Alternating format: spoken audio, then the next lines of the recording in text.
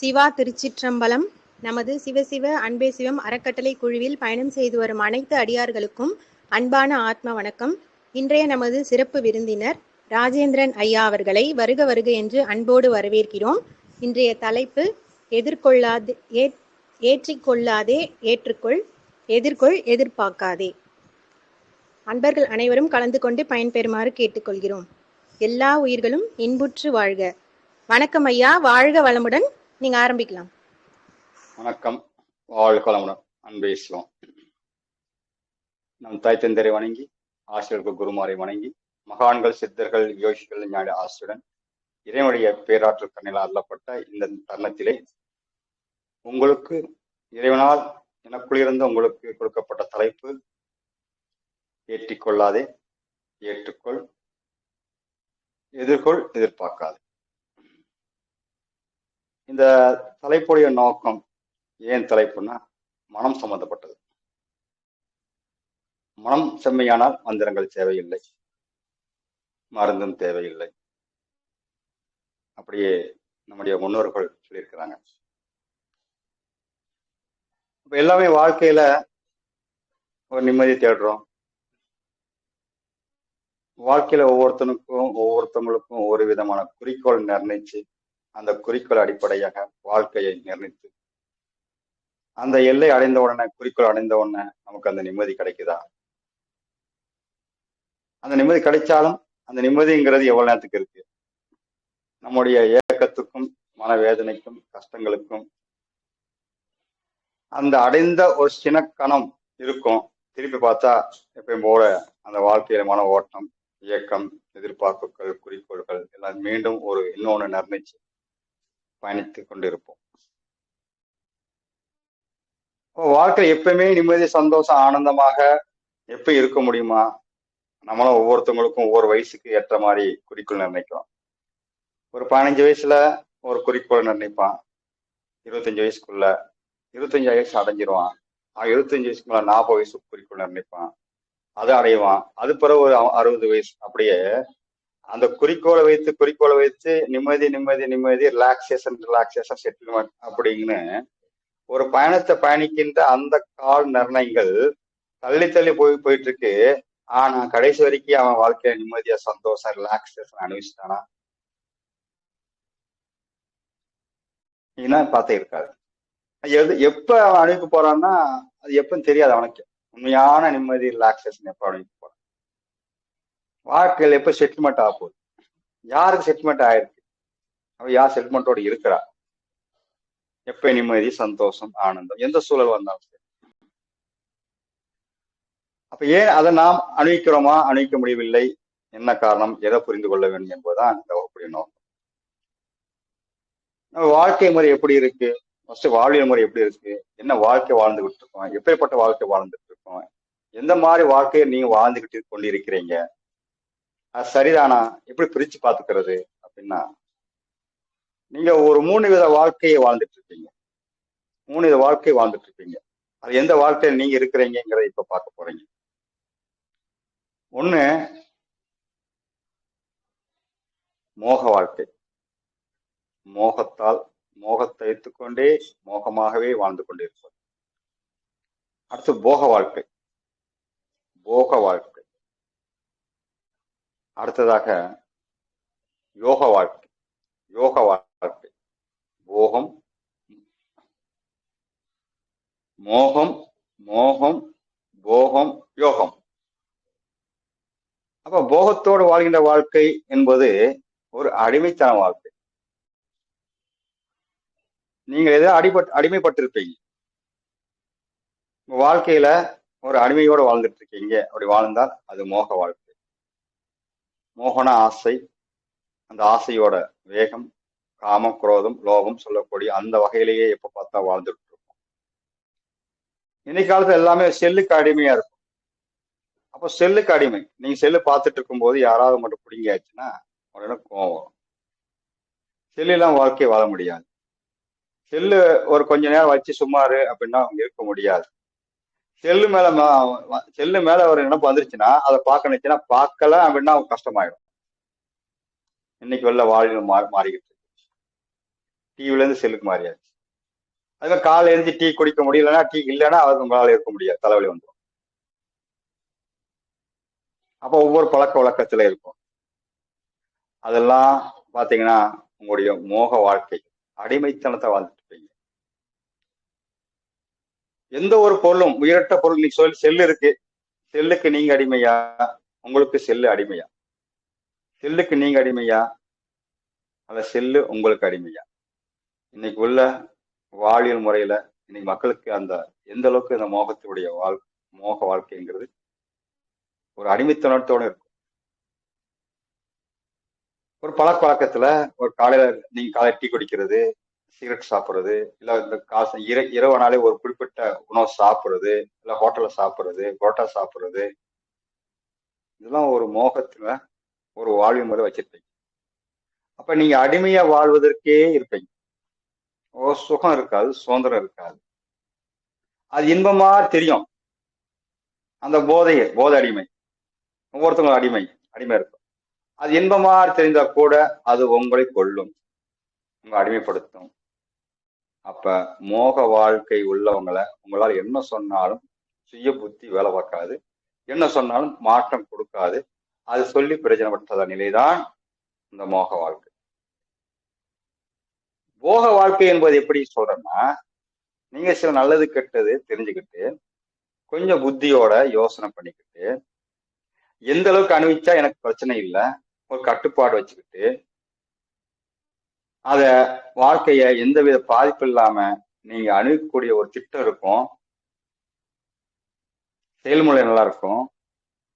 அந்த நேரம் பார்த்து திட்டம் போட்டு செயல்படுவீங்க. அதே நேரத்துல நீங்க அணுவிக்க விட மாட்டீங்க, ஆனா பாதிப்பு இல்லாம அணிவிப்பீங்க, சைடு எஃபெக்ட் அணிவிப்பீங்க. இது கொஞ்சம் புத்தியோட நீங்க ஒரு மோகத்துல ஒரு போகம் பண்ணுவீங்க. அது உங்களுக்கு வாழ்க்கையில ஒரு அடிபடாம செய்யாம ஒரு பக்குவத்தோட அதை அட்ஜஸ்ட் பண்ணி போய் அதை எந்த பாதிப்பு இல்லாம எல்லாத்துக்கும் கொண்டு போகக்கூடிய நிலைதான் போக வாழ்க்கை. சரியாக அணிவிக்கிறது, அதை அடிமை சொல்ல முடியாது. அது அளவோட சரியா வச்சுக்கிட்டு பக்குவப்படுத்திக்கிட்டு அது அடிமை இல்லாம அதே நேரம் அணிவிக்க விடாம, அது அப்படியே அணிவிச்சாலும் அது சரிப்படுறதுக்கு வழி, அப்படி ஒரு திட்டம் இருக்கும், செயல்முறை இருக்கும், அது ஒரு நிதானம் இருக்கும், உங்களை காப்பாற்றிக்கிற நிலையில இருக்கும். அதாவது தொந்தரவு வந்த உடனே நிப்பாட்ட தெரியும்.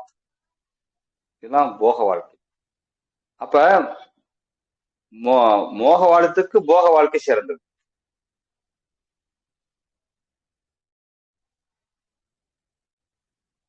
அப்ப தன்னை காத்துக்கொள்வதற்கும் அடுத்தவர்களை எப்படி கையாளுவது என்பதும் அதில் எப்படி நம்ம சமாளிச்சுக்கிறீங்க எல்லாமே ஒரு நல்ல திட்டத்தோடு செயல்படக்கூடிய அந்த போக வாழ்க்கை வாழ்ந்துட்டு இருக்கு. அப்ப மோகம் போகம். அடுத்து யோக வாழ்க்கை. யோக வாழ்க்கைங்கிறது ஒரு புரிதல் ஏற்பட்ட பின்பு நான் ஏன் பிறந்தேன், எதுக்கு பிறந்தேன், எதுக்கு வாழ்ந்துகிட்டு இருக்கேன், எங்க பயணிச்சிட்டு இருக்கேன், அந்த பயணத்தின் நோக்கம் என்ன, அது எங்க முடியுது, நான் எங்க அடையணும், எது உண்மையான இலக்கு, எனக்கு பிறப்பின் நோக்கம் என்ன, பிறப்புடைய வாழ்க்கை தத்துவம் என்ன, எனக்கு எது நிரந்தரமான ஒரு வாழ்க்கை, எது எனக்கு அடுத்த நிலை கொண்டு செல்லும், என்னுடைய மனித நிலையிலிருந்து அடுத்த நிலை கொண்டு செல்லும். அப்ப எப்படி நான் வாழ்ந்துக்கிட்டா அது எனக்கு கிடைக்கும். மீண்டும் மீண்டும் பிறவில்லா வாழ்க்கைய இங்க இன்ப துன்பத்தை பார்த்துட்டு இதுல இருந்து நான் தப்பிப்பதற்கு, இதுல இருந்து மேம்படுத்துவதற்கு, அடுத்த நிலை கொண்டு போறதுக்கு அந்த அதுக்குள்ள சாதகனை யோகா பண்ணி அது சரியான இடத்த போய் எங்க பிறந்தோம், எங்க இருந்து பிறந்தோம், எங்க எதுவா வந்துட்டு இருக்கோம், எதுவா பயணிச்சுட்டு இருக்கோம், எங்க முடிக்கிறோம், எதை முடியணும், எது நிரந்தரமான தீர்வு, எங்க என்னுடைய இலக்கு என்ன, இந்த உலக வாழ்க்கையோடு இருந்து அப்பாற்பட்ட ஒரு நிலையை உணர்ந்து எந்த உடலையும் மனசையும் செமைப்படுத்தி புத்திய தெளிவுபடுத்தி அந்த எதுவா இருக்கணும் அந்த உண்மையை புரிந்து கொண்டு அந்த உண்மை தத்துவத்தோடு தன்னுடைய நிலைநிறுத்தி கொண்டு அது உலகத்தோட பார்த்து அந்த உலகத்தைக்கு நான் செய்ய வேண்டிய செயலை செஞ்சுட்டு தன் அடுத்த நிலைகளை நாம் கடந்து செல்ல கொண்ட வாழ்க்கை அது யோக வாழ்க்கை. அப்ப அது யோகா இணைக்கிறது. மோகங்கிறது அடிமை, போகங்கிறது சரியான முறையில அது ஒன்றை ஒன்று ஒரு பக்குவத்தை அனுபவிச்சுக்கிறது. அதுலயும் சில நேரம் வந்து பாதிப்பு இருக்கும். அதையும் கடந்து யோக நிலைங்கிறது அந்த லெவல் இறைவனை நோக்கிய இறைத்தன்மை நோக்கி எங்கேருந்து வந்தோம், எங்கே அடையணும், எங்கேருந்து வந்தோம், இது ஆதி எது, இதுக்கு முன்னாடி யாரு, இதுக்கு முன்னாடி யாரு, இதுக்கு முன்னாடி யாரு, அப்ப இதுக்கு பிறகு நான் யார், யார் யார் யாரா இருக்கணும், யாரா பரிமாற்றம் அடையணும். இப்படி ஒரு புரிதலோட நீங்க வாழ்க்கையை நீங்க பக்குவப்பட்டு போனீங்கன்னா அது யோக வாழ்க்கை. அப்ப தான் உண்மை நிலை என்ன, தான் நிலை என்ன, தன் உணர்வு என்ன, அது உள்ளூருக்கு பின் ஆழம் என்ன, இதெல்லாம் புரிஞ்சு போனீங்கன்னா அது யோக வாழ்க்கைக்கு கொண்டு போயிடுங்க. இப்ப 3 விதமா வாழ்க்கை வாழ்ந்து. அப்ப உலகத்துல பாத்தீங்கன்னா 70% பேர் பாத்தீங்கன்னா அதிகபட்சமா என்ன மோக வாழ்க்கை வாழ்ந்துட்டு இருக்கோம். ஒரு 25% பேர் போக வாழ்க்கை, ஒரு 5% பேர் யோக வாழ்க்கை நோக்கி பயணிச்சுட்டு இருப்பாங்க. அப்ப இது இந்த இடத்துல எது உங்களுக்கு இங்க அடிமையா இருக்குன்னா உங்க மனசு. அப்ப இது யாருக்கு புரியும்னா ஓரளவுக்கு வந்து போகத்துல வரணும். உதாரணம் சொல்லாங்க, ஒருவேளை உண்பன்னு யோசி. அப்ப ஒருவேளை சாப்பாடு நான் எதை நோக்கி பயணித்தால் ஒருவேளை சாப்பாடு போகும். அந்த ஒருவேளை சாப்பாடு போதும் அளவுக்கு நான் எதை நோக்கி பயணிக்கணும், எந்த வாழ்க்கை வாழ்ந்து ஒருவேளை சாப்பாடு போகும். அப்ப எதுவுமே வேண்டாம் சொல்லி இறைவன் ஒருவனே, இறைவன் அடையணும் சொல்லி சொல்லக்கூடியவங்க ஒருவேளை சாப்பாடு சாப்பிட்டு அந்த யோக வாழ்க்கையோடு இருப்பாங்க. உலக நன்மைக்காக உலகத்துக்கு பொதுநலம் செஞ்சுக்கிட்டு எதுக்குமே உட்படாம ஒட்டாம விலகாம இந்த தன்னை புரிந்து கொண்டு மற்றவை புரிந்து கொண்டு எல்லா ஜீவரேசையும் கருணை காட்டிக்கொண்டு போதனை செய்து கொண்டு அவங்க உயிர் வாழ்வதற்கு இயங்குவதற்கு என்ன தேவை பார்த்தா ஒருவேளை சாப்பாடுங்கிறத யோக வாழ்க்கை எடுப்பாங்க. அடுத்து போக வாழ்க்கை என்பது 2 வேளை சாப்பாடு. நான் ஆரோக்கியம் இருக்கணும், நோய் வந்துடக்கூடாது. அப்ப எந்த அளவுக்கு சாப்பிட்டா எனக்கு நோய் வராது, அப்ப எது நல்லா பிடிச்ச மாதிரி இருக்கணும், நோய் வந்துடக்கூடாது. அது போக. ஆனா எந்த பாதிப்புல அணுகிறாலும் அவன் போகத்துக்குரியவன். போக வாழ்க்கை. அதே 3 தடவை சாப்பிட்டு ஆகணும், ஒரு வேளை சாப்பாடுலாம் இருக்க முடியாது, 3 வேளை குறையாம சாப்பிடணும், நல்லா சாப்பிடணும், சாப்பிடலாம் கஷ்டம் அப்படின்னு முடிவு பண்ணிட்டானா அது மோகத்துல போயிட்டு இருக்க. அப்ப ஒருவேளை சாப்பிட்றவன் யோகி, 2 வேளை சாப்பிட்றவன் ரோஹின்ட்டார். ஒருவேளை சாப்பிட்றவன் யோகி, 2 வேளை சாப்பிட்றவன் போகி, 3 வேளை சாப்பிட்றவன் ரோஹி. அப்ப நோயாளி, அடிமையான நோயாளி. 4 வேளை சாப்பிட்றவன் துரோகி. இப்படியும் நம்ம கேள்விப்பட்டிருப்பீங்க. அப்ப இந்த வாழ்வியல் முறையில நீங்க யோகத்துக்கு போகக்கூடியவங்க ஒரு சில பேர் இருக்கீங்க, மோகத்தில் பல பேர் இருக்கீங்க, போகத்துல சில பேர் வாழ்ந்துட்டு இருக்கோம். அப்ப போகத்தை வாழக்கூடியவங்களுக்கு தான் சப்ஜெக்ட். யாருக்கு? போகத்துல. மோகத்துல போனவங்களுக்கு இது புரியாது, ஏன்னா அது கேட்கவே மனசு வராது. எங்க ஒரு போதையில் அடிமையாச்சுன்னு அவன் என்ன சொல்ல போறீங்க, குடிகாரன் போதையில இருக்கிறான், அவனை பிடிக்கிறா சொன்ன கேட்குமா, புரியுமா, ஏத்துக்குவானா, கடைபிடிப்பானா? கடைபிடிக்க முடியாது. அப்ப போக வாழ்க்கை வாழ்றவங்களுக்கு எதுவுமே சொல்ல முடியாது. ஆனா போக வாழ்க்கை வாழக்கூடியவங்களுக்கு, ஏன்னா அவங்களுக்கு ஒரு கொஞ்சம் புத்தி, ஒரு தெளிவு, பக்குவம் அங்கிறது நிலையில அவங்க மனசு ஒரு சொன்ன கேட்கும், யோசிக்கும். அப்ப இங்க அந்த இதுல மோகத்துல இருந்து ஒரு போக வாழ்க்கை வரவங்களுக்கும் போகத்துல இருந்து யோசி போறதுக்கும் இந்த மனசுங்கிறது ஒரு செம்மையாகும். அப்ப நம்ம என்ன பண்ணணும்னா, நீங்க முதல் 4 விஷயத்துக்கு வந்துடும். நீங்க படுற கஷ்டத்துக்கு, துன்பத்துக்கு, தீரத்துக்கு நீங்கள் ஏற்றிக்கொள்கிறீர்கள். ஏற்றி வச்சுக்கிறீங்க. விஷயங்களை பார்த்து ஏற்றி வச்சுக்கிறீங்க. உங்களை பார்த்து ஒருவன் ஒரு அவமானப்படுத்துறான், திட்டுறான், கேவலப்படுத்துறான், இப்படி ஒருத்தர் இருக்கும்போது நீ குடும்பத்திலே பார்த்தா கூட உங்களுடைய கணவன்களாலும் மனைவியாகட்டும் குழந்தைகளாகட்டும் அவர் செயல்பாடுகள் பார்த்தீங்கன்னா அவர்கள் உங்க மனசு பிடிக்கவில்லை என்றால் அதை ஏத்திக்கிடுவீங்க. நல்லது போனா ஏத்திக்கிடுவீங்க, கெட்டது போனா ஏத்திக்கிடுவீங்க. இப்ப ஒரு கணவர் வந்து மனைவிக்கு நல்லா அவருக்கு அன்பா ஒரு பூ, நல்ல உணவுகள் கடையில வாங்கி கொடுத்து ஒரு சிரிச்சை வாங்கி வைக்கிறாரு. அப்பா இன்னைக்கு கணவர் நம்ம மேல எவ்வளவு அன்பா இருக்கிறாரு, எவ்வளவு பாசத்துல இருக்காரு, நமக்காக கடையில இருந்து உணவு, பூவு, எவ்வளவு அன்பு பாசம் நினைப்பீங்க. இது நல்ல விஷயம்தான். அது என்ன பண்ணுவீங்க? தலையில ஏறிக்கணும். தலை ஏத்திட்டீங்கன்னா மறுநாத்து ஆட்டோமேட்டிக்கா அது எதிர்பார்த்து நிற்கும். மறுநாத்து அதை அப்படியே ஏத்திக்கிற விஷயம் அப்படி உள்ள வந்து அதுவா பார்க்க ஆரம்பிக்கும். கணவனை எப்படி பார்ப்பாங்க? என்ன ஏற்றிக்கிட்டீங்களோ, என்ன ஏற்றி தலை வச்சுக்கிட்டீங்களோ அதுவா தான் நினைச்சிட்டு இருப்போம். ஆனா மறுநாள் அப்படி வருவாங்களா? அந்த மனநிலை இருக்குமான்னா அப்படியே ஆப்போசிட்டா வருவாங்க. வந்த உடனே ஏதோ ஒரு டென்ஷன்ல நம்மளை திட்டிடுவாங்க, அல்லது அவமானப்படுத்திடுவாங்க, இல்லை குற்றம் குறை சொல்லிடுவாங்க. சொன்ன உடனே இப்ப நேற்று ஏற்றி வச்சு பாத்தீங்களா, அந்த பார்வை பார்க்கும்போது இன்னைக்கு அது அப்படியே ஆப்போசிட்டா இருக்கும். அப்ப ஏற்றி வச்சுக்கிட்டது இன்னைக்கு இல்லைங்க உடனே ஒரு டென்ஷன் ஆகும், ஏதாவது ரியாக்ட் கொடுக்கும். இப்ப இன்னைக்கு என்ன பண்ணாங்களோ அதை ஏற்றி வச்சுக்கணும்.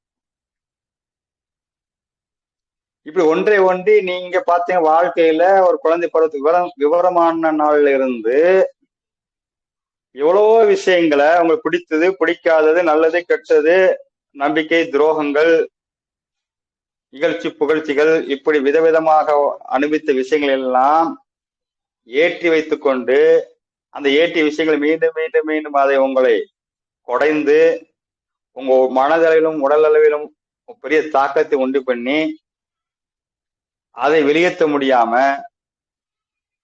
ஒரு மன அமைப்பை பெற்றிருப்பீங்க. இன்னைக்கு மேக்சிமம் பெரும்பாலான அன்பர்கள் இந்த சூழலை வாழ்ந்துட்டு இருக்கிறாங்க. அப்ப ஏற்றிக்கொள்ளக்கூடாது, தலை எதையும் ஏற்றிக்கொள்ளக்கூடாது. நல்லதையும் ஏற்றிக்கொள்ளாத, கெட்டதையும் ஏற்றிக்கொள்ள, நல்லவன் சொல்லி ஏற்றிக்கொள்ளாத, கெட்டவன் சொல்லி ஏற்றிக்கொள்ளாத, இயர்ந்தது சொல்லி ஏற்றிக்கொள்ளாத, சார்ந்தது என்று ஏற்றிக்கொள்ளாதே. அப்ப எல்லா உங்களுடைய மன உணர்வுக்கும் இன்பத்தும் காரணமாயிருப்பது உங்களுடைய தலையில ஏற்றிக்கொண்டது, விஷயங்களை ஏற்றிக்கொண்டது, கண்ணால காதால பார்த்தது, அது உங்க மன அமைப்போட ஒன்று. அதனால ஏற்பட்ட பாதிப்புகளை நீங்க ஏற்றி வச்சிருக்கிறீங்க. அதனாலதான் ஒவ்வொரு பார்த்தாலும் ஒவ்வொரு கமெண்ட்ஸ் பண்றீங்க. வீட்டுல பார்த்த உடனே நீங்க இப்போ ஒரு மனைவி வரானா அந்த மனைவியை அந்த நேரம் அந்த சனம் உங்களால பார்க்க முடியுதா? தலையில ஒண்ணு ஏற்றி வச்சிருப்பீங்க, நேரத்தை முந்தானத்தை பண்ணாதான் ஏற்றி வச்சிருப்பீங்க, அதெல்லாம் வச்சுதான் பார்ப்பீங்க. ஒரு கணவன் மனைவி பார்க்கும்போது நேற்று அவர் திட்டியிருந்தா, அவர் ஒரு அவமானப்படுத்தியிருந்தா, இகழ்ச்சி படிச்சிருந்தா, குற்றம் குறை சொல்லியிருந்தால், அந்த குற்றம் குறை சொன்னிட்டாரே என்னை என்று ஏற்றி வைத்துக் கொண்டு இன்னைக்கு பார்ப்பீங்க. ஆனா இன்னைக்கு மாறி இருப்பார். அப்ப முதல்ல ஃபர்ஸ்ட் டிப், முதல்ல நீங்க செய்ய வேண்டியது எதையும் ஏற்றி கொண்டு இருக்காதீர்கள். ஏன்னா ஏற்றுக்கொள்ள அவசியம் இல்லை. நல்லா ஆழ்ந்து பார்த்தேன்னா எதையும் ஏற்றுக்கொள்ளாதீங்க. ஏன்னா எதுவுமே உங்களுக்கு முன் உண்மை கிடையாது, எதுவுமே உண்மை கிடையாது. எல்லாம் மாறக்கூடியதா இருக்கு, மாற்றத்துக்கு உட்படக்கூடியதா இருக்கு. எதுவாவது நிரந்தரமா ஒண்ணு இருக்கா ஏற்றி வச்சுக்கிறதுக்கு? ஆனா உண்மையை போல் இதுதான் நிரந்தரம் போல் இது முடிவாகி தீர்மானமாகி உங்கள் தலைக்குள் ஏற்றி வைத்து விட்டால் இப்போ இல்ல, அது மாறி இருக்கும். ஆனா ஏற்றிக்கட்ட விஷயங்கள் இன்னைக்கு வரைக்கும் உங்கள உள்ள அஜீர்ண கோளாறாக வைத்துக்கொண்டு ஒரு உணர்வுடைய அஜீர்ணமாக ஒரு சாப்பிட்ட உணவு செமிக்கலைன்னா என்ன ஆகும்? சாப்பிட்ட உணவு செமிக்கல என்ன ஆகும்? அந்த செமிக்காத உணவு உள்ள இருந்து வாய்ப்புகளாகவும் பித்தமாக மாறி நச்சுக்களை உருவாக்கி மலச்சிக்கல் உண்டாகி நோயை வளவழிச்சு தேங்கி நாள்பட்ட நோயை மாறக்கூடிய அளவுக்கு ஒரு உணவு இருக்குன்னா, நீங்க ஒரு ஏற்றிக்கொள்ளப்பட்ட உணர்வுகள் எல்லாம் ஏற்றி வச்சுக்கிட்டு அதை வச்சுக்கிட்டே பார்த்துட்டு இருந்தீங்கன்னா அது எத்தனை நாளைக்கு எத்தனை வருட கணக்கா இருக்குன்ற பொழுது அது உங்களுடைய மனதையும் பாதித்து உடலையும் பாதிக்கப்பட்ட நிலையில இப்ப எல்லாரும் வாழ்ந்துகிட்டு இருப்பீங்க. அப்ப ஏற்றிக்கொள்வதான் இறக்கிக் கொள்ள வேண்டும், இன்னுமே ஏற்றக்கொள்ளக்கூடாது. யார் என்ன சொன்னாலும் எப்பேற்பட்ட சொன்னா எதை சொன்னாலும் ஏற்றிக்கொள்ளாம இருந்தால் நீங்க பக்குவப்பட்ட மனிதரா மாற ஆரம்பிச்சிருவீங்க. அதே நேரம் அவங்க சொல்லக்கூடிய விஷயங்கள் எல்லாம் ஏற்றுக்கணும், ஏற்றுக்கொள்ளக்கூடாது, கண்டிப்பாக ஏற்றுக்கொள்ள வேண்டும். அதே ஏற்றுக்கொள்ளக்கூடாது ஏற்றுக்கொள்ள வேண்டும் அப்படின்னா, ஒருவர் நீங்க நியாயமா இருப்பீங்க, கரெக்டா இருப்பேன், தர்மத்துல இருப்பீங்க வச்சுக்கோங்க. ஆனா குற்றங்கள் சொல்றாரு, தவறு சொல்றாரு, அவமானப்படுத்துறாருன்னா கூட அவர் அந்த விஷயத்தை காதால் வரக்கூடிய விஷயங்களை, கண்ணால் பார்த்த விஷயங்களை வைத்துக்கொண்டு நீ ஏற்றிக்கொள்ளக்கூடாது. கண்ணால் பார்ப்பதும் பொய், காதால் கேட்பதும் பொய், தீர விசாரிப்பதை மெய் என்றுக்கிறான். அப்ப கண்ணால காதால வச்சுக்கிட்டு ஏற்றிக்கலாங்க, ஆனா ஏத்துக்குங்க. அது என்ன காரணம், காரியத்தினால் இங்கே அங்கே பாதிக்கப்படுகின்றது, நான் பாதிக்கப்படுறேன், என்ன விஷயம் அப்படின்னா எப்ப ஏற்றுக்கொள்ளும் போதுதான் நடக்கும்.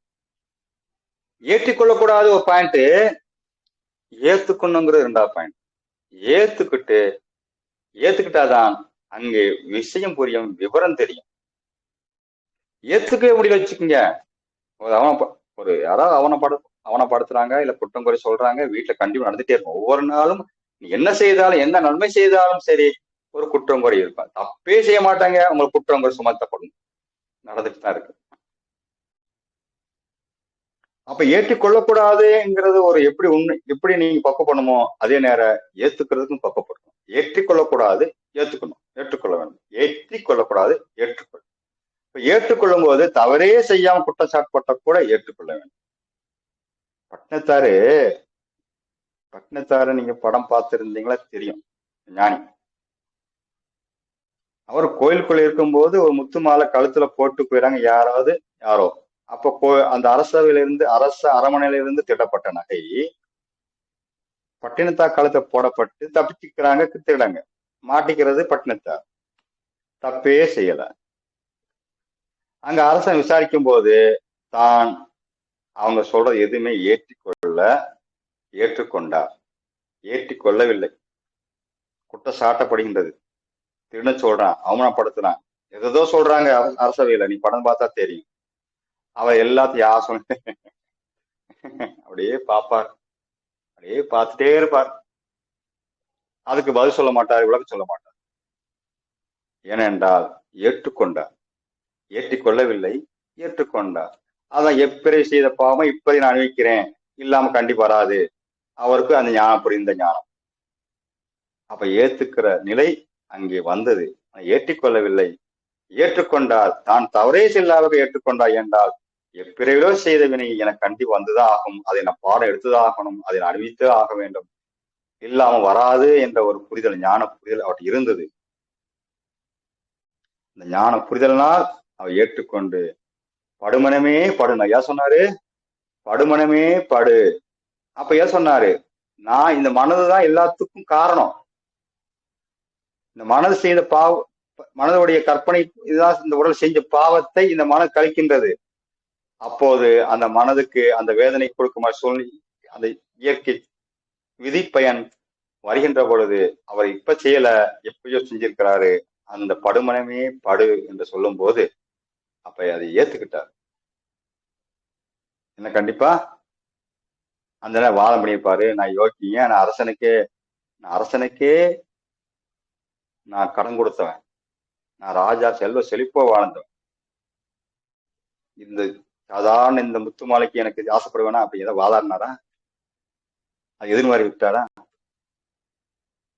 அப்ப அந்த பாவத்தை எதிர்கொள்ள தயாராயிட்டார், எதிர்கொள்ள தயாராயிட்டார். அப்ப எதிர்கொள்ள வேண்டும். ஏற்றுக்கொள்வது என்பது ஏற்றுக்கொள்ளக்கூடாது, ஏற்றுக்கொள்.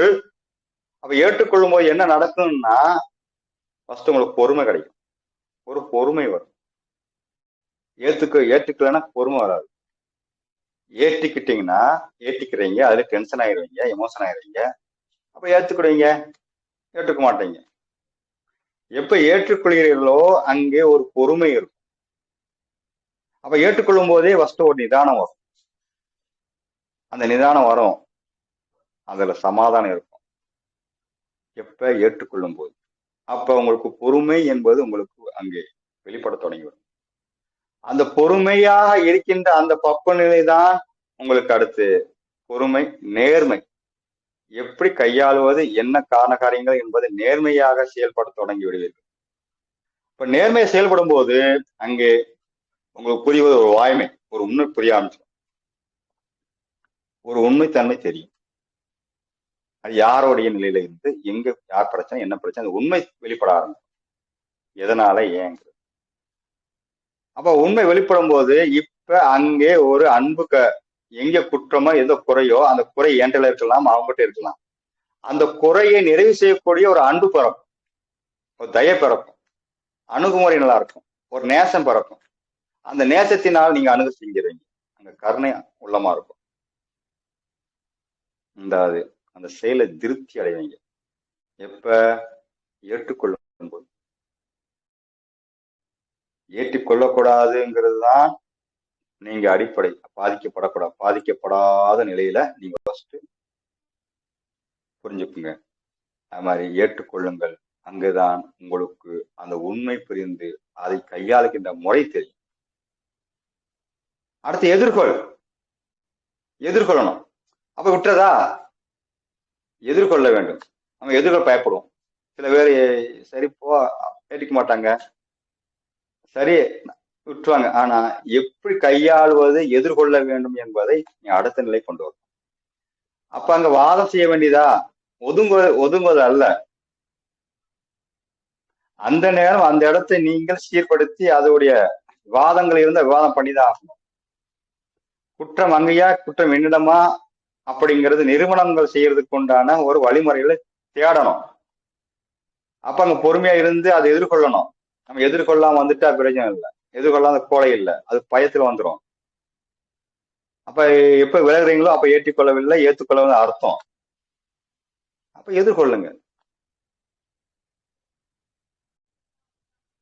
அப்ப எதிர்கொள்ளும் போது தான் உங்களுக்கு அந்த ஒருத்தங்களை புரிந்து கொள்ளும் நிலையும், ஒரு பக்குவமும், அனுபவங்களும், பாடங்களும், அதுல இருந்து அந்த செயலை மேம்படுத்தவும்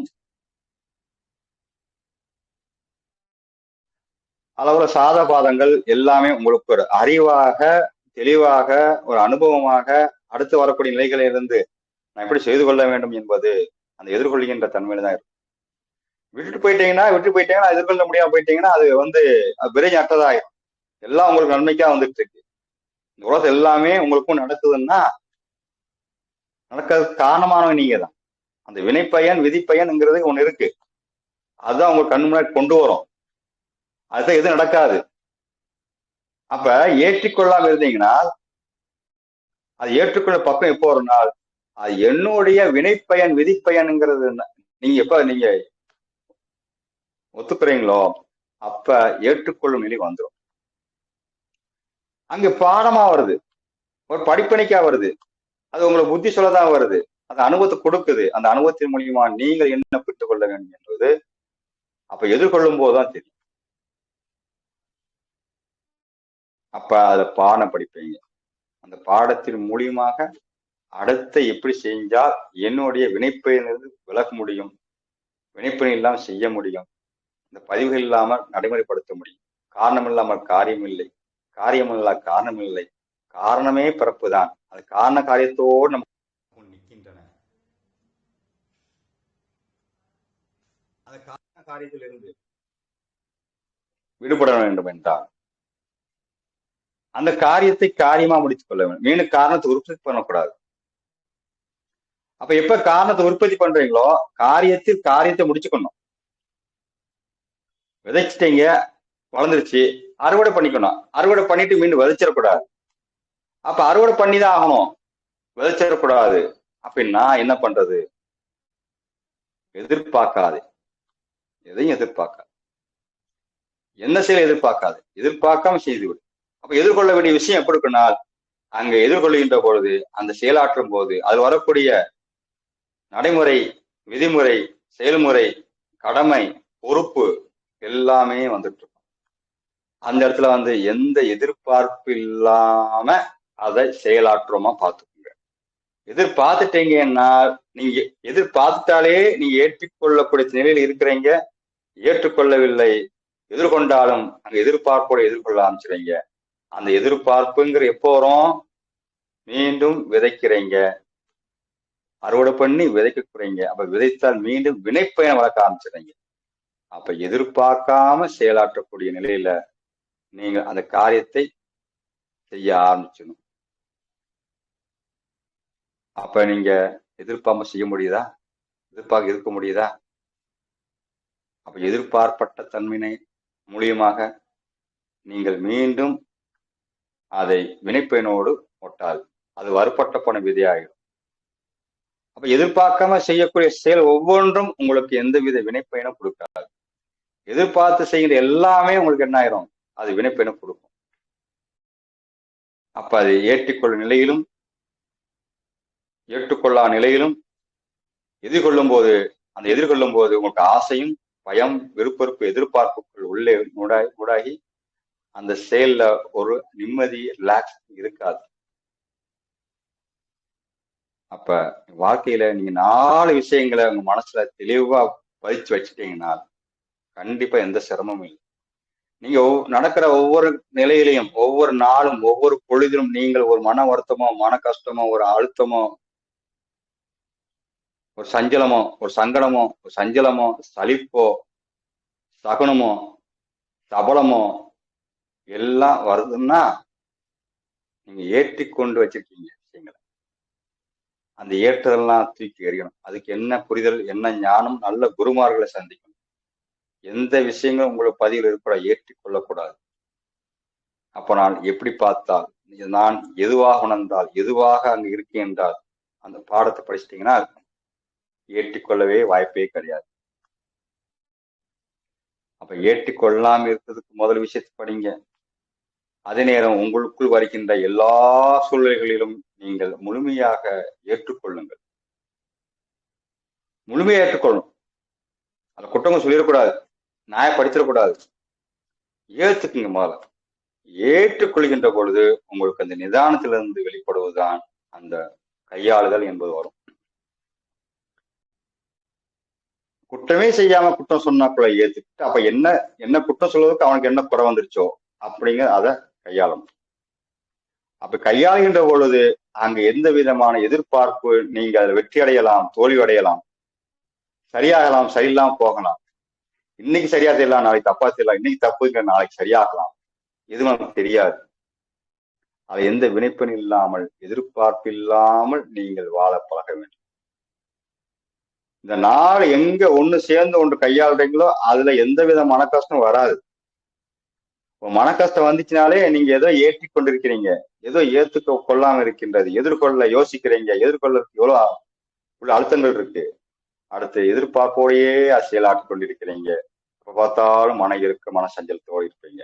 யோசிச்சு பாருங்க, வாழ்க்கையில ஒவ்வொரு கணமும் நீங்கள் இந்த நாள்ல இருந்து செயல்படுறீங்களா பார்ப்போம். கணவனை பாக்குறீங்க, குழந்தைகளை பாக்குறீங்க, பக்கத்து வீட்டுக்காரங்க, எதிரியை பாக்குறீங்க, நண்பனை பாக்குறீங்க, எல்லா சூழலும் வேலையில போறீங்க, வேலையில் உள்ள நண்பர்களை சந்திக்கிறீங்க. இவர்கள் உணர்வுகள் எல்லாம் இந்த உணர்விலே நீங்க 4 உணர்வோடு உங்களால் செய்ய முடிந்தால் செய்து கொண்டிருந்தால் நீங்கள் மனம் தெளிந்த மனம் செம்மையான ஒரு ஞானியாத்தான் இருக்க முடியும். யோசிங்க, வாழ்ந்து பாருங்க, அது அனுபவத்துக்கு சொல்லுங்க. இதை நாளைக்கு கடைபிடிக்க பாருங்க. அப்போ உங்களுக்கு மனசு தெளிவு பெற ஆரம்பிச்சிடும், உங்க புத்தி தெளிவா வேலை பார்க்க ஆரம்பிச்சிடும். அப்போ உங்களுடைய மனித நிலையிலிருந்து உங்களுடைய மகா நிலைக்கு கொண்டு செல்லும். சரியாயிட்டேனா? அப்ப எந்த சூழல்களும் எந்த விஷயமாகட்டும் யாராகட்டும் எந்த சூழலை உங்க தலையில ஏற்றி கொண்டு பாரத்தை சுமந்து விடாதீர்கள். இருக்கிற பாரத்தை இறக்க பாருங்க. இன்னும் புதுசா வரத்தான் செய்யும், விதவிதமா வரத்தான் செய்யும். எல்லாம் நம்பிக்கை துரோகங்களும் இன்ப துன்பங்கள் லாப நஷ்ட வெட்டி தோல்விகள் எல்லாமே விஷயங்களாக ஏற்றிக்கொண்டு சுமையோடு இருக்கின்றீர்கள். இதை இன்னும் ஏற்றிக்கொள்ளாதீர்கள். இருக்கிறதை இறக்க பாருங்க. அதுக்கு ஞானம் தெளிவு தேவை. எது நடந்தாலும் எப்படி நடந்தாலும் அதை முழுமையாக ஏற்றுக்கொள்ளுங்கள். மறுக்காதீர்கள், வெறுக்காதீர்கள், ஒதுங்காதீர்கள். அது எப்படி செயலாற்றணுமோ அது உங்களுடைய சுய அறிவு செய்யப்படுங்க. இல்ல 4 ஆலோசனை பெற்றுக்கொண்டு எதிர்கொள்ள தயாராயிருங்க. எப்ப எதிர்கொள்ள தயாராயிட்டீங்களோ அப்பயே உங்களுடைய அந்த பிரச்சனைங்கிறது சிறுசாயிரும். எதிர்கொள்ள தயாரா இல்லாம போதுதான் இல்லாத போய் பயப்படுற மாதிரி ஆயிப்போம். அப்ப எதிர்கொள்ள தயாராயிட்டீங்கன்னா எல்லாமே புஸ்வானமா சுருங்கிரும்.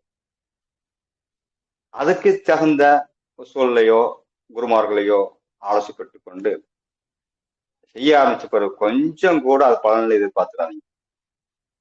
பலன் எதிர்பார்த்தீங்கன்னா அந்த செயல்முறையில உங்களுக்கு ஒழுங்கினமாய் பலனை எதிர்பார்த்தீங்கன்னா சின்சியர் போயிடும். சீரியஸ் ஆயிரும். சீரியஸ் ஆயிட்டீங்கன்னா சின்சியரா மிஸ் பண்ணிடுவீங்க. சின்சியர் விட்டுட்டீங்கன்னா சீரியஸ் ஆயிரும். அப்ப நீங்க எப்பயுமே சந்தோஷ மனதளவுல எதையும் ஏற்றிக்கொள்ளாமல் ஏற்றுக்கொண்டு எதிர்கொள்ள தயாராகி அதை எதிர்பார்க்காம இல்லக்கூடிய ஒரு மனநிலைக்கு வந்துவிட்டால் உங்களை மாதிரி இந்த உலகத்தை அணுகக்கூடிய ஒரு நபர் இருக்கவே முடியாது. நீங்க ஒரு எல்லாம் கடந்த ஒரு மகான் நிலைக்கு கண்டிப்பா உங்களை போக முடியும் என்பது இந்த 4 நிலையிலிருந்து புரிந்து கொள்ள வேண்டும் என்பது குறிக்கொண்டு இந்த வகுப்பை நிறைவு செய்கின்றேன். இதை கேள்வி வந்து கேட்கலாம் சார். ரொம்ப ரொம்ப அருமையா இருந்துச்சுங்க சார். ஆக்சுவலா இந்த தலைப்பு பார்த்து ரொம்ப கன்ஃபியூஷனா இருந்தது. என்ன ஏற்றுக்கொள்ளுக்கும் என்ன டிஃப்ரென்ஸு, எதிர்கொள்ளுன்றாரு, எதிர்பார்க்காதேன்றாரு, ஒண்ணுமே புரியலையேன்னு கொஞ்சம் டைட்டில் பார்க்கும்போது கொஞ்சம் கன்ஃபியூஷன் தான் இருந்துச்சு. ஆனா நீங்க இப்போ சொல்லும்போது ஒன் பை ஒன்னா நான் அழகா எக்ஸ்பிளைன் பண்ணீங்க. அதுக்கான என்னென்ன மீனிங் அப்படின்னு சொல்லி. இது 4மே ஒரே ஆள்கிட்டயும் அப்ளை பண்ணலாம், நம்ம டிஃப்ரெண்ட் தனித்தனியாவும் அப்ளை பண்ணலாம். எல்லாமே கரெக்டா ஒர்க் அவுட் ஆகும் நீங்க சொல்லிக்கிட்ட மெத்தட் படி. ரொம்ப ரொம்ப நல்லா இருந்துச்சு சார். இப்போ எனக்கு ஒன்னே ஒரு டவுட் என்னன்னா, ஏற்றிக்கொள் அப்படின்னு சொல்றதுக்கான மீனிங் வந்து நீங்க என்ன சொன்னீங்கன்னா, இப்போ நம்ம ஒருத்தரை பார்க்கும்போது அவங்களோட பழைய பதிவு இருக்கும்ல, ரெக்கார்ட்ஸ் இருக்கும்ல, அது நம்ம மைண்ட்ல வச்சே நீங்க அவங்கள பார்க்காதீங்க. சப்போஸ் அவங்க இன்னைக்கு திருந்திருக்கலாம், நேத்து மாதிரி இன்னைக்கு அவங்க பிஹேவ் பண்ணாம கரெக்டா பிஹேவ் பண்ணி வர இதுவும் இருக்கலாம். நீங்க வந்து பழைய இதையே வச்சு பார்க்காதீங்க. அதுதானே சார் இப்ப ஏற்றுக்கொள்ளுன்னு சொல்றீங்க? ஆமா, ஏற்றி ஏற்றி வச்சுக்கிட்டு நேரத்துக்கு திட்டிருப்பாரு, ஏற்றி வச்சு பார்க்க கூடாது. ஓகே, அதை ஏற்றி கொள்ளாதீங்க அப்படின்னு சொல்றீங்க. புதுசா பாருங்க, ஃப்ரெஷ்ஷா பாருங்க அப்படின்னு சொல்றீங்க. இது வந்து நான் வந்து அப்ளை பண்ணி பார்த்திருக்கேன். நம்ம ஏற்றி கொண்டாலும் சரி கொள்ளலனாலும் சரி அவங்க கேரக்டர் அப்படியே தான் இருக்கு, மாறவே இல்லை. இப்ப நம்ம அப்படியே ஃப்ரெஷ்ஷா பார்த்தாலும் அவங்க வந்து அந்த குணத்தோட தான் நம்ம கிட்ட பிஹேவ் பண்றாங்க, அவங்க கேரக்டரோட தான் இருக்காங்க. இது வந்து அடுத்தவங்க சொல்ல, உங்களுக்கு மட்டும் சொல்றேன். அடுத்தவங்க வந்து எப்படி இருக்கு அதை பத்தி கவலை கிடையாது. அவங்க அவங்களா இருப்பாங்க, அதுவா இருக்குன்னு சொல்லிதான் இறைவன் படைப்புல உங்களுக்கு கொடுக்கப்பட்டது. ஓகே ஓகே ஓகே, சரியா? அது வினைப்பயன், அப்படிதான் வந்து நிக்கும், திருத்த மாறாது. நீங்க பழச வச்சு பேசிட்டு இருந்தா அவனுக்கு இன்னும் எமோஷன் கொடுத்தா செய்யும். ஒண்ணு ஒரு பாயிண்ட். திருந்தலாம் சொல்றதுக்காக நீங்க எமோஷன் ஆனா நீங்க மாறி போயிருவீங்களா? உங்க குணம் தப்பாயிரும்ல. அப்ப உங்க அன்பு அன்பு அன்பு மாறி போரும்ல. ஒரு பைத்தியக்காரன் இருக்கான், பைத்தியக்காரனுக்கு ஒரு பைத்தியக்கார டாக்டர் ஒரு ஆலோசனை கொடுத்து அவர் ட்ரீட்மெண்ட் எடுத்துட்டு இருக்கிறாரு. அவரு ட்ரீட்மெண்ட் கொடுத்துட்டு தான் இருக்கிறாரு. ஆனா பைத்தியம் தெரியலங்கிறதுக்காக அப்ப ட்ரீட்மெண்ட் விட்டுறதா? அவர் மாற்று வழி பார்ப்பாரு, அதுக்கு மாற்று வழி பார்ப்பாரு, அதுக்கு பண்ணிட்டே இருப்பார் அவராட்டு. அதை எதிர்கொள்வது நமக்கு தெரியாது. எப்ப திருந்துவாங்க, எப்ப மாறுவாங்க, எப்ப கேட்பாங்க நமக்கு தெரியுமா? சில பேருக்கு வந்து சுய புத்தி இருக்கும், சில பேருக்கு வந்து சொல் புத்தி இருக்கும், சில படுபுத்தி தான் இருக்கும். அப்ப படுபுத்தி எப்போதும் சொல்ல முடியாது. ஆனா உங்க டியூட்டி என்ன? செஞ்சுட்டே இருக்க வேண்டியதான். அப்ப நீங்க ஏன் மாற மாட்டேங்கிறா? அப்ப எதிர்பார்க்கறீங்க அர்த்தம், மாறணும்னு சொல்லி எதிர்பார்க்கறீங்க அர்த்தம். மான எதிர்பார்க்க போய் தான் கஷ்டம், அந்த கஷ்டம் வந்துருச்சு. அப்ப எதிர்பார்ப்பு இல்லைன்னா எதுக்கு நீங்க செஞ்சுட்டு இருக்க வேண்டியதானே உங்க வேலை? அது ப்ரொசீஜரு, அதான் அன்பு, அதான் கருணை, அதான் உங்களுக்கு டியூட்டி. புரிஞ்சுதுங்க. இன்னொன்னு வந்துங்க சார், நீங்க தப்பே பண்ணலைனாலும் நீங்க ஒத்துக்கோங்க அப்படின்னு சொல்றீங்க இல்லைங்க சார், அதுவும் கொஞ்சம் லைட்டா இடிக்குது. நம்ம தப்பே பண்ணலன்னும் போது எப்படி நம்ம ஒத்துக்கிறது? இப்போ நம்ம அதை ஒத்துக்கிட்டோம்னா அவங்க நம்ம யூஸ் தான் பண்ணிக்கிறாங்க. இப்போ ஒரு குறள் கூட இருக்கு இல்லைங்க சார், இன்னா செய்தாரை ஒருத்தல் அவர் நான நன்னயம் செய்துவிடல். அதே மாதிரி நம்ம இப்ப அப்ளை பண்ணனா இந்த காலத்துல அவங்க வந்து நம்ம துன்பம் கொடுத்தாலும் அவங்களுக்கு நன்மை கொடுங்க, அவங்க வந்து வெக்கப்படுவாங்க, அதான் அதோட மீனிங். ஆனா இப்ப இருக்கவங்க யூஸ் பண்ணிக்கிறாங்கல்ல, இன்னும் துன்பம் கொடுத்தாலும் அவங்க துன்பம்ன்றதே தெரிய மாட்டேங்குது அவங்களுக்கு, நம்ம இன்னொருத்தருக்கு துன்பம் கொடுக்கறோன்றதே தெரியாம இருக்காங்க. சோ எல்லாருமே வந்து நம்ம அடங்கி போக போக வந்து அமைதியா போக போக யூஸ் தான் பண்ணிக்கிறாங்க. சரி, இப்ப நீங்க எதிர்த்து அடிக்கிறீங்க வச்சுக்கோங்க, வகுப்பு அடிக்கிறீங்க வச்சுக்கோங்க, நீங்க யூஸ் பண்றா சொல்றீங்க. இப்ப என்ன சொல்றீங்க? அப்ப நம்ம ஏத்துக்கிட்டானா அவங்க அப்படியே மேல மாதிரி போயிடுறீங்க. அப்ப நீங்க செய்றீங்க, செஞ்சா மாறிடுறாங்களா இல்ல மாறிடுதா இல்ல உங்களுக்கு சரியா போயிருதாது? அப்படியேதான் இருக்கு. அப்படிதான் இருக்கு. ஆமாத்த அப்படிதான் இருக்கு. ஏதான் சொல்றேன்ல, இந்த புற உலகம் உங்களுக்கு நீங்க மேம்படுத்திக் கொள்வதற்கு அவர்கள் உங்களுக்கு உதவி புரிகிறார்கள். அதான் உண்மை. நீங்க எந்த அளவுக்கு பொறுமையா இருக்கிறீங்க, எந்த அளவுக்கு இறை உணர்வோட இருக்கிறீங்க, எந்த அளவுக்கு ஒண்ணுன்னு பாக்குறீங்க. அந்த சோதனை இந்த வாழ்க்கையில உங்க 3 விதம் வருமா. ஒண்ணு கர்ம வினைப்படிதான் உங்களுக்கு முன்னாடி நிக்குது, வேற எதுவுமே நிக்காது. ஓகேங்களா? ஓகே. அப்ப வினைப்பயனால் வருது. நான் உருவாக்கி கொண்டதான் இதுல. அப்ப நான் உருவாக்கி கொடுக்கப்பட்ட விஷயம் நீங்க அப்ப குற்றம் சொன்னீங்கன்னா அப்ப உங்களுக்கு குற்றம் சொல்லணும். நீங்க உருவாக்குனதானே வினைப்பயன்படி. இது யாரு புரியுதோ அப்பதான் அவனுக்கு இது ஏற்க மனப்பக்கம் வரும். Okay okay. இது வரலன்னா மனப்பக்கம் வராது. இந்த ஞானம் கொஞ்சமா வரணும் அதுல, இந்த வினைப்பயன் ஞானம். அப்ப நீங்க உருவாக்க விஷயத்தை நீங்களே அப்ப முதல் குற்றம் யார சொல்லணும்? உங்களும் சொல்லிக்கணும். அவன் குற்றம் சொல்லக்கூடாது. அவன் கருவி. என்ன கருவி? உங்க கர்ம வினை தொடைப்பதற்காக வந்த கருவி. புரியுது சார். ஆனா இந்த மாதிரி நிறைய நான் கேள்விப்பட்டிருக்கேன். யாரு கரெக்டா இருக்காங்களோ அவங்களே தான் பிளேம் பண்ற மாதிரி வருது அவங்க ஆன்சர். இது கர்ம வினை பயன் அப்படின்னு சொல்லிடுறாங்க. ஓகே, கரெக்ட் தான், நான் ஒத்துக்கிறேன். ஏன்னா எல்லாரும் இதே மாதிரி சொல்லும்போது கரெக்டா தானே இருக்கும். ஃபர்ஸ்ட் நம்ம இது பண்ணிக்க பாக்கலாம். அப்புறம் நீங்க ரொம்ப நல்ல பாயிண்ட் சொன்னீங்க. உங்களை சோதிக்கிறதுக்கு நீங்க எவ்வளவு ஸ்டெடியா இருக்கீங்கன்னு பாக்குறதுக்காக கூட இருக்கலாம். அது ரொம்ப நல்ல பாயிண்ட் சார். கண்டிப்பா ஒத்துக்கிறேன் சார். அதான் சாதகன் என்ன அர்த்தம்? சோதனையை தாங்குறவன். சோதனைகள் வர வர அந்த அளவுக்கு அதுதான் சாதகன் பேரு. ஒரு ஆன்மீக வாழ்க்கையில அந்த யோக வாழ்க்கைக்கு போறதுக்கு மோகத்திலிருந்து விடுபட்டு கோபத்தை வந்திருப்பான். அவனுக்கு யோகத்தை கொண்டு போறதுக்கு அவன் சாதனையாக இருக்க வேண்டும் என்றால் சோதனை தான் அவன் சாதனை. அப்ப அந்த சாதனை நிக்கணும். அதாவது உலகத்தை எல்லாம் வெற்றி அல்ல, தன்னை அவன் வெல்கிறான், அதான் வெற்றிங்கிறார் விவேகானந்தர். அப்ப உங்களை வெள்ளத்தான் அது வந்திருக்கு, அவனை வெற்றி கொள்ள வரல. அவனை வெற்றி கொள்ளும் போது அது சாதனை இல்லை. உலக வாழ்க்கைக்கு சாதனையா இருக்கலாம், ஆனால் அது உங்களுக்கு விடாது. உங்களை வென்று விட்டால் நீங்க விடுபட்டு போறீங்க, விடுதலை ஆயிடுறீங்க, முக்தி கிடைச்சு போகுது உங்களுக்கு. Super sir. அதுக்குதான் நம்மளுடைய மனிதன் வாழ்க்கை இருக்கு. மனிதன் என்பது மகானாக வேண்டும். மகான் தேவனாகணும், தேவன் தெய்வமாகணும். இதுதான் படி. அந்த படியில இருந்து எந்திக்கிறவங்களுக்கு தான் இந்த ஒரு மனப்பு நிலை வேணுங்கிறேன்.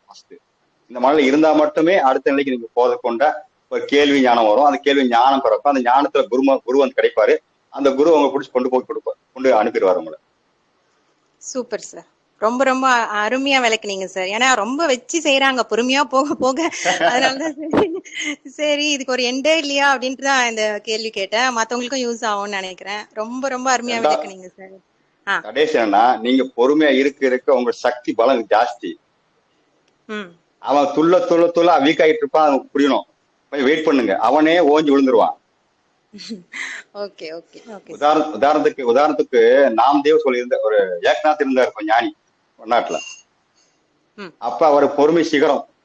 அப்ப அவருக்கு அவருக்கு பிடிக்காத என்ன பண்ணாங்கன்னா, ஒருத்த கூப்பிட்டு இவரை துப்புணும், நீ டெய்லி குளிச்சுட்டு வருவாரு, அந்த கங்கை குளிச்சுட்டு வெளியே வருவாரு. அப்ப இவரை துப்பிட்டே இருக்கணும், நீங்க எவ்வளவு குளிச்சாலும் அவங்க சொல்லி காசு கொடுத்து அனுப்பிடுறாங்க. கீழ்நிலை குலமான ஒருத்தனை கூப்பிட்டு அவன் என்ன பண்ணுவானா, குளிச்ச வருவா துப்பிடுவான். ஒண்ணு சொல்ல முடியாது, குளிக்கு போயிடுவாரு, தீபா துப்புவான். இப்ப 100 முறை துப்பிட்டு கிடப்பான். 100ஆம எச்சிருக்கா அவன்கிட்ட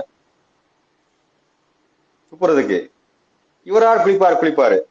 அது பிறகு இவனுக்கு அந்த எண்ணெய் தோணுது. உடனே காலை என்ன மன்னிச்சிருங்க அப்படின்னு சொன்ன உடனே, இல்லப்பா நீ இன்னைக்கு 100 தடவை குளிக்க வச்சிருக்கீங்க, நீங்க இப்படி புண்ணியத்தை காரியம் செய்யறதுக்கு இந்த அளவுக்கு உதவி பண்ணிருக்கேன் பாரு. அப்ப சீரன் ஆயிடுவான். அதுதான் கதை. பொறுமை இருந்தா உங்களுக்கு தான் பவர் ஆயிருக்கு, புண்ணியம் சேர்ந்துருக்கு. அவனுக்கு வீக் ஆகிட்டு ஒரு சண்டை அடிச்சிருவான். அந்த பொறுமை அப்படி இல்ல, அவ்வளவுதான். Correct sir. இதே மாதிரி சொல்லுவாங்க இல்லைங்க சார், தேல் இருக்கும், அது தண்ணியில விழுந்துரும். ஒரு சாமியார் எடுத்து அதை வெளியில விடுவாரு, அது கொட்டிக்கிட்டே இருக்கும். இன்னொருத்தவங்க கேட்கும்போது தேல்ன்றது கொட்டுறதோட குணம், நம்ம காப்பாத்துறது நம்ம குணம், நம்ம அதை விட்டு தரக்கூடாது அப்படின்னு சொல்லி. அந்த மாதிரி பொறுமையா இருந்தா கண்டிப்பா பெருமையா இருக்கலாம். நன்றிங்க சார், ரொம்ப நன்றிங்க சார், ரொம்ப ரொம்ப நன்றி. வேற யாராவது பேசுறீங்களாப்பா? வித்யாமா, ஜெயாராணி, ரகுராம். மேடம் நீங்க கேட்டுட்டீங்க மேடம் கொஸ்டின். நாங்க கேட்க வேண்டியது நீங்க கேட்டுட்டீங்க, ஆன்சர் எங்களுக்கு ரீச் ஆயிடுச்சுங்க மேடம். கண்டிப்பா மேம், இது எல்லாருக்கும் இருக்கிற கொஸ்டின். இது நம்ம எவ்வளவு இந்த குரூப்லயே பாருங்களேன், ரொம்ப பொறுமையா இருக்கவங்க, இந்த டைட்டில் பார்த்து வந்தவங்க தான் இருக்கும். நம்மளுக்கு கஷ்டம் கொடுக்குறவங்க இந்த பக்கமே வரமாட்டாங்க பாருங்களேன். அவங்களுக்கு இந்த ஸ்பீச் எல்லாம் போகவே போகாது, எடுத்துக்கவும் மாட்டாங்க. அவங்களெல்லாம் இப்ப சமாளிக்க தானே நம்ம கத்துக்கணும். அதுக்காக தான் சரி எல்லாருக்கும் யூஸ் ஆகுமேன்னு சொல்லி நான் லைஃப்ல இருந்தே அப்படியே கேட்டுட்டேன் சார் கிட்ட. ரொம்ப அருமையா விளக்குனாங்க சார். நீங்க கேட்கணும்னா கேளுங்கம்மா. நன்றிங்க ஐயா, ரொம்ப அருமையா இருந்தது. ஏற்றுக்கொள்ளாதுன்னா என்ன இருக்க போகுது அப்படி நினைச்சுதான் வந்தேன். உண்மையிலே இது வேத மேடம் சொன்ன மாதிரி இன்னொரு பேர் சொல்லிடுவாங்க, இல்சவாயி உனக்கு கோவமே வரலையான்னு கூட கேட்டிருக்காங்க. அப்ப வந்து மனசுக்குள்ள வரும், வச்சு செய்யறியா, இரு இரு அப்படின்ற மாதிரி. பட் இந்த டாபிக் பார்க்கும்போதே நிஜமா நல்லா இருந்தது. நான் கொஞ்சம் லேட்டா தான் வந்தேன், இருந்தாலும் நிஜமா பாயிண்ட்ஸ் வந்து கரெக்டா ரீச் ஆயிருக்கு. இதை நான் பிராக்டிஸ்ல கொண்டு வரணும் அப்படின்னு நினைக்கிறேங்க சார். முயற்சி பண்றேன் சார், அதுக்கான முயற்சி பண்றேன். ஏன்னா என்ன எரும மாடுன்னே தான் சார் சொல்லுவாங்க. அவங்க இரிட்டேட் பண்றாங்கன்னா நான் அங்க நவுந்துருவேன். என்ன சொல்லியே கேட்பாங்க, எருமாடு உனக்கு ரோஷம் வரலையா அப்படின்னுவாங்க. அப்ப அவங்க தோத்துட்டு வர்றாங்க, தோத்துட்டு வராங்க அர்த்தம். எப்ப அப்படி கேட்டாங்களோ அவங்க தோத்துட்டு வர்றாங்க, நீ ஸ்ட்ராங் ஆயிட்டு இருக்கீங்க அர்த்தம். அப்ப தோக்க போறான், நீ கொஞ்சம் இடம் கொடுத்து வச்சுக்கீங்க, அவன் ஜெயிச்சிருவான். அப்பயும் பொறுமை இருக்க இவனோட வேலைக்கே ஆகாதுப்பா. அப்போ ஸ்டேஜ் மேல நம்மளை பற்றி புரிதல் அவனுக்கு தன்னாலே அவனுக்கு அறியாம வரான். அது நீங்க அந்த அளவுக்கு பொறுமையா இருக்கணும். ரொம்ப ஹோப்பா இருக்குங்க சார் உங்க வார்த்தைங்க. உண்மைதாங்க சார், முயற்சி பண்ணணும் சார். ரொம்ப நன்றிங்க சார். சிவ வாழ்க்கையில வந்திருக்கீங்க. சிவ வாழ்க்கைங்கிறது அந்த சிவத்தை பிடிக்கணும்ல. ஏன் சவத்துக்கு போகணும்? சிவத்தை தான் பிடிக்கணும். ஏன் சவத்துக்கு யோசிக்கிறீங்க? நன்றி.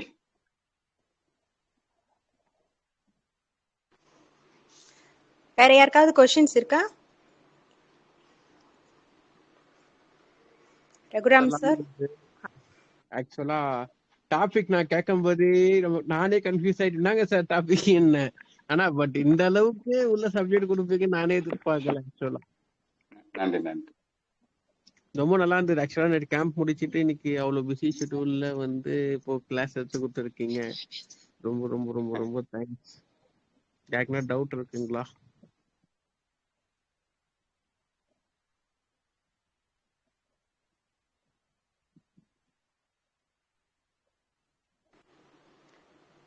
சார் ஸ்பீச் கேட்டு எல்லாரும் ரொம்ப பொறுமையா ஆயிட்டாங்கன்னு நினைக்கிறேன். எந்த டவுட்ஸும் எதுவும் இல்ல போல. இல்ல நான் இப்பதான் வந்தேன். சாரி, எனக்கு மேக்சிமம் நிறைய புரியல. இப்பதான் வந்தேன். கேட்ட வரைக்கும் ஓகே. நெக்ஸ்ட் டைம் வாய்ப்பு கிடைச்சதுன்னா நான் மறுபடியும் இன்னும் நிறைய ஃபுல்லா கேட்டுட்டு நான் அதுல இருந்து ஏதாவது டவுட்ஸ் இருந்ததுன்னா நான் கண்டிப்பா கேட்கறேன் சார்.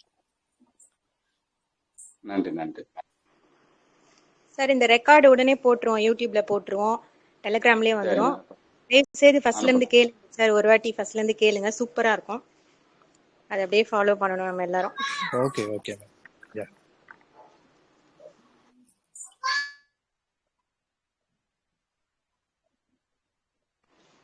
ஓகே, யாருக்கும் ஏதோ டவுட் இல்லைன்னு நினைக்கிறேங்க சார். ரொம்ப அருமையான தலைப்பு சார், அது நல்லா அழகா எக்ஸ்பிளைன் பண்ணீங்க. ஆனா ஃபர்ஸ்ட் ஜென்ரலா அப்படியே பாக்குறவங்களால இந்த டாபிக் வந்து எடுத்துக்கவே முடியாது. ஃபர்ஸ்ட் இந்த டாபிக்கே ஏற்றுக்கொள்ள முடியாது. இதுல நான் கொஞ்சம் நம்மளாம் இதுல பயணம் பண்ணிட்டு இருக்கிறதால இது என்ன சொல்ல போறாருன்னு பாக்கலாம். நம்ம பொறுமையா இருந்துட்டு போறோம், அப்பயும் நம்ம சஃபர் ஆகுறோம். அதை கேட்டுக்கிறதுக்கு தான் இந்த இவ்வளவு பேரும் வந்தது. ஜென்ரல் ஆடியன்ஸுக்கு வந்து சத்தியமா அதை வந்து பொறுமையா உட்காந்து கேட்கவே முடியாது. நான் தப்பே செய்யாம நான் ஏன் எடுத்துக்கணும் அப்படிதானே கேட்பாங்க. நான் எதுக்காக அவங்க இது எடுத்துக்கணும்? உதாரணத்துக்கு ஒரு நிகழ்வு சொல்லிடுறேன், அதை நல்லா புரிஞ்சுப்போம். என் சொந்தக்கார பொண்ணு, நான் சென்னையில இருக்கேன். சொந்தக்கார பொண்ணு வந்து டூ வீலரை போய் கோயில் பக்கத்துல நிப்பாட்டிட்டு சாமி கூட வரும்போது வண்டி காணும். வண்டி காண உடனே பக்கத்துல கடைக்காரன்ட்ட கேட்டிருக்கு, என்ன இதான் இங்க வண்டி வச்சது காணும்னா, போலீஸ் வந்து டிராபிக் போலீஸ் எடுத்து போயிட்டாங்கம்மா, அந்த போலீஸ்ல போய் கிடைக்கும், நீங்க போய் வாங்கி பண்ணோம்னா அங்க போயிருக்கு. என்ன சார் வண்டி தூக்கிட்டு வந்துட்டீங்க, இது நோ பார்க்கிங் ஏரியா, நீ அங்க வச்சு தூக்கிட்டு வந்துட்டோன்னு. நோ பார்க்கிங் ஏரியா எனக்கு என்ன போர்டு போட்டிருக்கீங்க, எப்படி நான் புரிஞ்சுக்கிறது? எனக்கு என்ன தெரியும், எல்லாம் வச்சுக்க நான் வைக்கிறேன். அப்ப நோ பார்க்கிங் போர்டு இருந்தாலும் எனக்கு தெரியும். இல்லம்மா நோ பார்க்கிங் ஏரியா அப்படி சொல்லியே ஒரு 500 ரூபா ஃபைன் வாங்கிடுச்சு இந்த பொருட்டு. உடனே அன்னைக்கு சாயங்காலம் அந்த கோயில் போட்டு வீட்டுக்கு வருது. வந்த உடனே புலம்பல், என்ன தப்பு பண்ணேன், நான் என்ன தப்பு பண்ணேன், எது இல்லாம ஏன் மிஸ்டேக் கிடையாது, அவனா எடுத்துட்டு போய் போட்ட நான் என்ன பண்ண முடியும் சொல்லி புலம்பிட்டு இருந்தது. சரிம்மா, நீ செய்யறது நீ உன் தப்பு எதுவும் இல்லை, அவனும் போர்டு இல்லை, அவன் போர்டு வச்சிருக்கணும், எல்லாம் வச்சுட்ட, கண்டிப்பா வந்து உன் தப்பு இல்லை. ஆனா உனக்கு சொல்றேன் கேட்கறியா, இதுக்கு முன்னாடி நீ அடிக்கடி இந்த டூவீலர்ல லைசன்ஸ் இல்லாம ஹெல்மெட் போலாம் போயிருக்கியா? அது அடிக்க போயிட்டு தான் இருக்கேன்னு 10 முறை போயிட்டு இருப்பேல, 10 முறை போனேன் பாத்தியா? இப்ப தப்பே பண்ணாம அதுல ஒரு முறை வாங்கிட்டேன், ஃபைன் வாங்கிட்டேன். இன்னும் 9 பெண்டிங் இருக்கு. நீ தப்பே பண்ணாம 9 பெண்டிங் 9 தடவை ஃபைன் கட்டுவேன். புரியுதா? Correct sir. பல நாள் திருடன் ஒரு நாள் மாட்டுவான்னு சொல்லுவாங்கல்ல. அந்த மாதிரி இல்ல, எவ்வளவு பல நாள் நாள் செஞ்ச தப்ப நான் செஞ்ச ஒரு நாள் வந்து தப்பே செய்ய மாட்டேன். கரெக்ட் ஆனா 9 அது 10ல 1 தான் கழிஞ்சிருக்கு, இன்னும் 9 பெண்டிங் இருக்கு. பெண்டிங் இருக்கு. 9 முறை 10 முறை போனதுல ஃபைனை கட்டல, மாட்டல, தப்பிச்சுக்கிட்ட. ஆனா தப்பு தானே? Correct sir. இப்ப தப்பு பதிவாயிடுச்சுல்ல, நீ அங்க சட்டத்தை பதியல, ஆனா இரையாற்றல் பதிவாயிருச்சு. கண்டிப்பா நீ தப்பு என்ன சொல்லி, அப்ப நீ மாட்டல, அது ஏதோ ஒரு புண்ணியம், அதான் மாட்டல, ஒண்ணும் செய்ய முடியல உன்னைய. இப்ப டைம் வந்துருச்சு, இப்ப ஒன்னா மாட்டிட்டு கிடப்ப தப்பே பண்ணா. கண்டிப்பா சார். ஒரு கேமரா நம்மளுக்கு மேல நம்மள பாத்துக்கிட்டே இருக்கு. அதுல இருந்து நம்ம பாத்துக்கிட்டே எஸ்கேப் இருக்கு. ஆகவே முடியாது. ஆமா, என்னைக்கு இருந்தாலும் ஒரு நாள் மாட்டி ஆகணும். அதுதான் அந்த மாட்டியே ஆகும். ஆமா. அதனாலதான் நீ தப்பு பண்ணிதான், நீ தப்பே பண்ணாட்டு மாட்டின கூட, நீ தப்பு பண்ணிருக்கீங்கதான் அர்த்தம். எடுத்துக்கிட்டா நீ தப்பிச்சு கூட அழிஞ்சுக்கோ, கழியும். கரெக்ட். இல்ல நான் எப்படி தப்பு பண்ண கேட்டேன்னா இன்னும் வினைய வளர்க்க போறோம், அவ்வளவுதான். Super sir. இந்த கர்மாயிச பூமரங்கன்னு வாங்கல்ல, நம்ம எது கொடுக்குறோமோ அதுதான் நமக்கு திருப்பி வரும். அது கொடுத்துதான் ஆகணும் அதுக்கான பலன். நன்மை செஞ்சாலும் சரி, தீமை செஞ்சாலும் சரி. Super sir, super. ரொம்ப ரொம்ப புரியும் போது இது புரியும் போது ஏத்துக்க மாட்டோம், போலீஸ்காரன் பத்தி தலை ஏத்துக்க மாட்டோம். இவன் பண்ணலாமா செய்யலாமா, யாராதா ஏத்துக்கொள்வோமா, எதிர்கொள்வோமா? சாரி சார், நான் இன்னமே வைக்கல சார், அழிஞ்சிருவீங்களா? அப்ப எந்த எதிர்பார்ப்பு வந்துருவீங்களா ஆட்டோமேட்டிக்கா? Correct sir. அவ்வளவுதான். Super sir, super. இவ்வளவு பெரிய விஷயத்த சொன்னது வந்துங்க சார். இப்ப எல்லாம் எப்படி சொல்றாங்க, அப்படியே பட்டைய போட்டு கழுத்துல ருத்ராட்ச கொட்டை, காவி ட்ரெஸ், இதெல்லாம் பயங்கரமா ஒரு கெட்டப்போட வந்து சொல்ல வேண்டிய பெரிய ஞானத்தை அப்படியே அசால்ட் சிம்பிள் மேனா அப்படியே நார்மலா அப்படியே சொல்லி சொல்லி எங்களுக்கு பெரிய ஞானத்தை கொடுத்துருக்கீங்க இன்னைக்கு. ரொம்ப ரொம்ப நன்றிங்க சார். ரொம்ப ரொம்ப நன்றி. ஓகே சார், முடிச்சுக்கலாம் சார், முடிச்சுக்கலாம். நன்றி. வாழ்க. குழுவில் இணைந்து பயணித்த அனைத்து அன்பு உள்ளங்களுக்கும் மிக்க நன்றி. வாழ்க வளமுடன். நன்றிங்க சார். வாழ்க வளமுடன். நன்றிங்க சார். நன்றி. நன்றி, வணக்கம்.